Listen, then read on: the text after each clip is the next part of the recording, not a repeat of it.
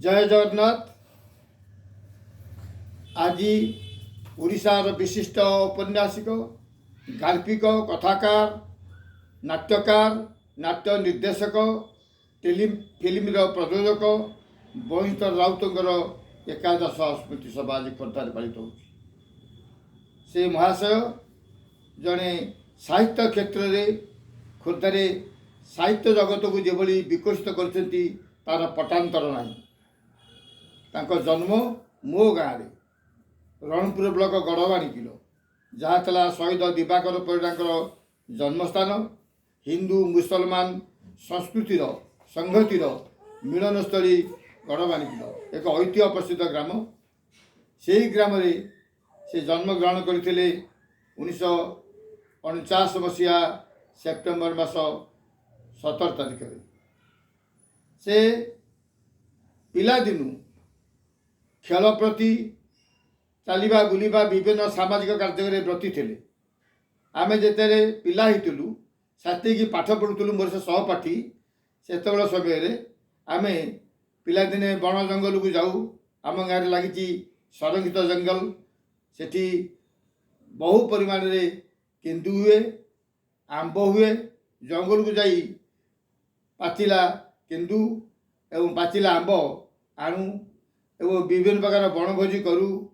गाँव में mine school पढ़ला बेले बापूजी किशोर राय नाम गोटे संस्था गढ़ी प्रति रविवार दिन पोखरी की गाधे गला बेले लोक जो दांत गाड़ी पड़ी अलिया आवर्जना पड़ी संग्रह करी एकाठी जमी निआरे पोड़ुलु। सामाजिक कार्यक्रम बतीलु गोटे पाठागार भी करूँ।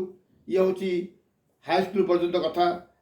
से माइन स्कूल हाई स्कूल पढ़ा भितर उभय आम फुटबल खेल निमग्न थलु। फुटबल खेलवाटा आम निशा थिला। बंशी बाबू भल बैग खेलती। बंशी बाबू ना तो खेल खेलाड़ी मैंने चिंतित हो जाती जे भल बैग किए सी तेणु सी भल बैग्रे खेलुले। ताड़ियार जड़े मधुसूदन सामंतरा सी बैग्रे खेलुले। बंशीधर सेठी आंबझर सी गोलकीपर रोते। मु सदा बेले सेंटर फरवार्ड रहे बेले बेले राइट आउट खेले। तेणु खेलटा एभली निशा होता आम स्कूल पाठ छाड़ी 3टा बेलू खसिकी जीवु कौन सी गाँव टूर्णामेंट होमको डाकी खेलने आम से खसिकी जाऊँ और फुटबल खेलु। तेणु फुटबल खेल प्रति प्रबल आग्रह थिला। माइन स्कूल फुटबल खेलुलु। हाई स्कूल तो सहज पीटी अच्छा तेणु से खेल शिखाती टीम खेल चले। तेणु यही भाव में आम जीवनटा अतिबाहित होता। बंशी बाबू मध्यम धरण पाठ पढ़ुले किंतु मेलापी थे। सबू लोक को संगठित करुले एकाठी करुले। विभिन्न सामाजिक कार्यक्रम में सी आगुआ थे। कहवा गले से जड़े अग्रणी सैनिक भाई कम करुले। पिता उदयनाथ राउत दिवाकर परिड़ा जन सहयोगी थे। दिवाकर परिड़ा थे गाँ गाँ बुलिकी सबू स्वाधीनता संग्राम वार्ता प्रचार करते। राति ठेंगा नहीं टर्च लाइट लेकिन जाती सी सांगे दिवाकर परिड़ा सांगे से जाती। तेणु सी जन स्वाधीनता संग्रामी ये चतुर्थ संतान बड़ पुओ जे रामचंद्र राउत सी प्राथमिक विद्यालय शिक्षक।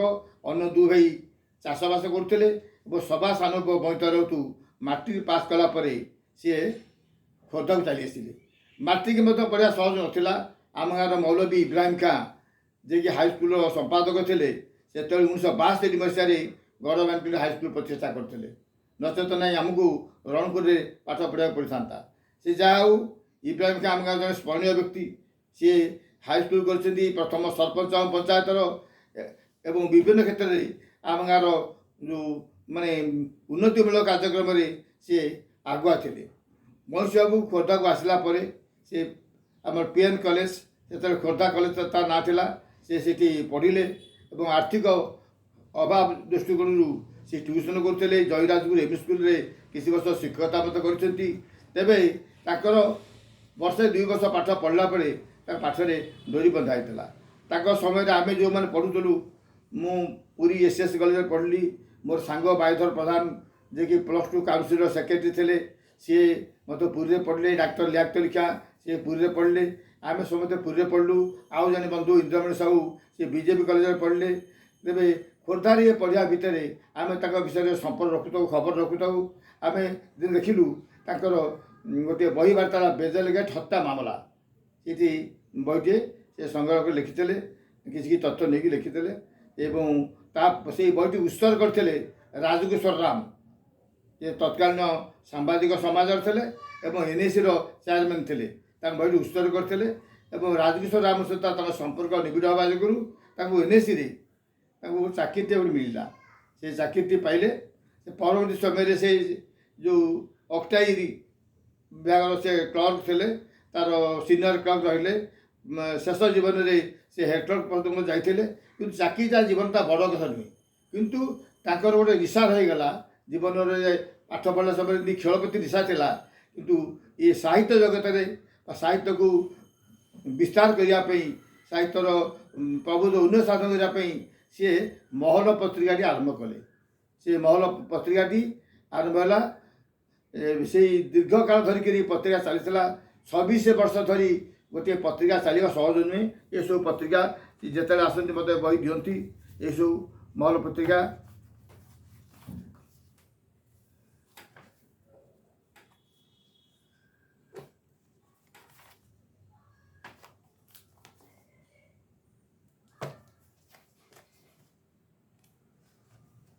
ମହଲ ପତ୍ରିକା 26 ବର୍ଷ ଜଣେ ମହଲ ପତ୍ରିକା ଚାଲୁ କରିବା ସହଜ କଥା ନୁହେଁ।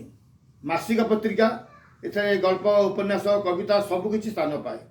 ସେ ପତ୍ରିକାକୁ ଚଳିବା ପାଇଁ ଆର୍ଥିକ ଅଭାବର ବା ଅନଟନର ସମ୍ମୁଖୀନ ହେଉଥିଲେ ବି, କିନ୍ତୁ ଯେହେତୁ ପତ୍ରିକା ଚଳାଇବାଟା ଗୋଟେ ନିଶା, ସେଥିପାଇଁ ସେ କାର୍ଯ୍ୟ କରୁଥିଲେ। ଖୋର୍ଦ୍ଧାରେ ତାଙ୍କର ସାହିତ୍ୟ କ୍ଷେତ୍ର ବିକଶିତ ହୋଇଥିଲା। ମୁଁ ଦେଖିଛି ଯେତେବେଳେ ମୁଁ ଗାଁରୁ ଆସେ, ମଝିରେ ମଝିରେ ବୈଷୟଙ୍କ ଘରକୁ ଯାଏ। NAC ଅଫିସରେ ସେ ଚାକିରି କରୁଥିବାରୁ ସେଠିକି ଯାଏ। ସେଠି ଦେଖେ କେତେବେଳେ ଦାସିଆ ଅଜା ଦାସୋଜୀ ପଟ୍ଟନାୟକ ନୂଆ ଗାଁ ଉଦୟପୁରର ଯେ ଜଣେ ସଂଗ୍ରାହକ ଭାବରେ ଓଡ଼ିଶାରେ ଖ୍ୟାତି ଲାଭ କରୁଛନ୍ତି, ସିଏ ଥାଆନ୍ତି। ଅନେକ ସମୟରେ ସେ ଆସନ୍ତି। ଡକ୍ଟର ପ୍ରସନ୍ନ କୁମାର ପାଟ୍ଟଶାଣୀ ସେ ମଧ୍ୟ ବିଧାୟକ ହେଇଥିଲେ, ସେ ବି ଆସିଥିଲେ। ବିଧାୟକ ହେବା ପରେ ବି ଆସିଛନ୍ତି। ଏବଂ ଡକ୍ଟର ଦିଲ୍ଲୀପ ଶ୍ରୀଚନ୍ଦନ କାଈପଦର କଲେଜର ପ୍ରିନ୍ସିପାଲ ଥିଲେ, ପରବର୍ତ୍ତୀ ସମୟରେ ବିଧାୟକ ହେଲେ, ସିଏ ମଧ୍ୟ ଆସୁଥିଲେ। ବନୋଜ ତ୍ରିପାଠୀ ସଦାବେଳେ ତାଙ୍କ ସହିତ ଥାଆନ୍ତି। ଭିକାରୀ ଧଳଠୁ ଆରମ୍ଭ କରି ବହୁ ବିଶିଷ୍ଟ ବ୍ୟକ୍ତି, ଆପଣଙ୍କର ରଣଧୀର ଦାସ, ବଂଶୀଧର ଭୂୟାଁ, ଏ ସମସ୍ତ ସାଙ୍ଗରେ ମୋର କିଛି କିଛି ପରିଚୟ ହୋଇଯାଏ ବଂଶୀବାବୁଙ୍କ ଯୋଗୁଁ। ବଂଶୀବାବୁ ଏଇ ପତ୍ରିକାଟି ଚାଲୁ କରିଥିଲେ। ସେତେବେଳେ ଏହା ଚମତ୍କାରତା ଦେଖାଇଥିଲା। ଆଉ ମୋର ମଝିରେ ଜଣେ ଥରେ ମୁଁ ବସ୍ରେ ଯାଉଛି, ବସ୍ରେ ଯିବା ଭିତରେ ମୋ ସାଙ୍ଗରେ ଜଣେ ବସିକି କଥାବାର୍ତ୍ତା ହେଉଛନ୍ତି। ହେଲା ମୁଁ ଲେଖାଲେଖି କରୁଛି କିନ୍ତୁ କିଛି ପ୍ରକାଶ ହେଇପାରୁନି। ମୁଁ ଆପଣଙ୍କ ନାଁ? ନା ଭିକାରୀ ଧଳ। ସେ ମୁଁ ପିଚୁଗୁଡ଼ି ଓହ୍ଲେଇଲି, ଖୋର୍ଦ୍ଧାରୁ ଯାଉଥିଲି, ଫେରୁଥିଲି। ସେ ମୁଁ କହିଲି ତାଙ୍କୁ ଠିକଣା ଦେଲି, ବୋଲି ବଂଶ ଯାଉଛୁ, ମହଲ ପତ୍ରିକା ସମ୍ପାଦକ, ଆପଣ ତାଙ୍କୁ ଯାଆନ୍ତୁ, ମୋ ନାଁ କହନ୍ତୁ, ସେ ଆପଣ ଲେଖା ଛାପିବେ। ଭିକାରୀ ଦଳ ତାଙ୍କର ସେଠି ମୋର ସେ ଠିକଣା ନେଲା ପରେ ତାଙ୍କ ସାଙ୍ଗେ ମିଶିଲେ ଏବଂ ପରବର୍ତ୍ତୀ ସମୟରେ ସେ ତାଙ୍କର ଅତି ନିକଟତର ହୋଇଗଲେ। ବର୍ତ୍ତମାନ ଭିକାରୀ ଦଳ ଜଣେ ବଡ଼ ପ୍ରକାଶକ ଓଡ଼ିଶାର, ସେ ତାଙ୍କ ସାଙ୍ଗେ ମିଶିଲେ। ତାଙ୍କ ନିକଟରେ ନିଶ୍ଚିତ ଭାବରେ ସେ ଋଣୀ, କାରଣ ସେ ତାଙ୍କୁ ସାହିତ୍ୟ କ୍ଷେତ୍ରକୁ ଆଣିଛନ୍ତି। ଆମ ଗାଁର ସାଧୁଚରଣ ପରିଡ଼ା ମୋର ବି ସେ ଛାତ୍ର ଥିଲା, ହାଇସ୍କୁଲ ଶିକ୍ଷକ ଥିଲା। ସିଏ ଲେଖେ, ଯେତେବେଳେ ଗପ ଲେଖେ, କୌଣସି ପେପର ଫେପର ବାହାର କରିବାକୁ ଯାଏ, ତାକୁ ବଂଶୀଧର ବାବୁ ସାହାଯ୍ୟ କରନ୍ତି ପେପର ବାହାରେ। ତାପରେ ସେ ଗୋଟେ ଗୋଟେ ହେଇକିରି 8 ଖଣ୍ଡ ବହି ଲେଖିଛନ୍ତି, ମାନେ ବିଭିନ୍ନ ପ୍ରକାର ବହି, ପ୍ରବନ୍ଧ ବହି, ଗଳ୍ପ ବହି, ଆଉ ରମ୍ୟ ରଚନା ସବୁ ତାଙ୍କର ଅତି ଚମତ୍କାର ଭାବରେ ଲେଖା। ସେ ଲେଖା ଲେଖା ବୃଦ୍ଧିରେ ତାର ବଂଶୀଧର ବାବୁଙ୍କର ଅବଦାନ ଅତୁଳନୀୟ। ସଦାବେଳେ ସେ ଉତ୍ସାହିତ କରନ୍ତି ବହିଟି କେମିତି ପ୍ରକାଶ ପାଇବ ଏବଂ କିଭଳି ଭାବରେ ତା ଲୋକଲୋଚନକୁ ଆସିବ, ସେଥିପାଇଁ ସେ ବହୁତ ଉତ୍ସାହିତ କରନ୍ତି। ପ୍ରତ୍ୟେକ କ୍ଷେତ୍ରରେ, ସାହିତ୍ୟ କ୍ଷେତ୍ରରେ ତାଙ୍କର ଉତ୍ସାହପ୍ରଦ ବାଣୀ ବହୁତ ଲୋକଙ୍କୁ, ମାନେ ନବ ପ୍ରତିଭାମାନଙ୍କୁ ବିଶିଷ୍ଟ ବିଶିଷ୍ଟ ସାହିତ୍ୟିକ ଭାବରେ ପରିଣତ କରିଦେଇଛି। ଆଉ ବଂଶୀଧର ବାବୁ ଜଣେ ମେଳାପୀ ଲୋକ, ସବୁ ଲୋକଙ୍କ ସହିତ ମିଶନ୍ତି, ଭଲ କଥାବାର୍ତ୍ତା କରନ୍ତି। ସାହିତ୍ୟ କ୍ଷେତ୍ରରେ ଉନ୍ନତି ପାଇଁ ସେ ଯଥେଷ୍ଟ କରିଛନ୍ତି। ତେଣୁ ସେ ସାହିତ୍ୟର ଜଣେ ସମ୍ରାଟ। ଏ ଦେବରାଜ ଲେଙ୍କା, କଥା ସମ୍ରାଟ ଦେବରାଜ ଲେଙ୍କା, ସିଏ ଆସନ୍ତି ବଂଶୀଧର ବାବୁ। ତେଣୁ ତାଙ୍କର ବହୁତ ବିଶିଷ୍ଟ ବ୍ୟକ୍ତି ସେ ସହିତ ସମ୍ପର୍କ। ସାଧୁ ମେହେର ଯେ ବମ୍ବେ बा बॉलीवुड चलचित्र जड़े अभिनेता ताक सहित व्यक्तिगत संपर्क थिला। तेणु कह गले से कहीं कहीं दूर थे साहित्य क्षेत्र में मनीष जड़े ये जो गुण साहित्य को विकास करने जो गुण कम कथा नुहे।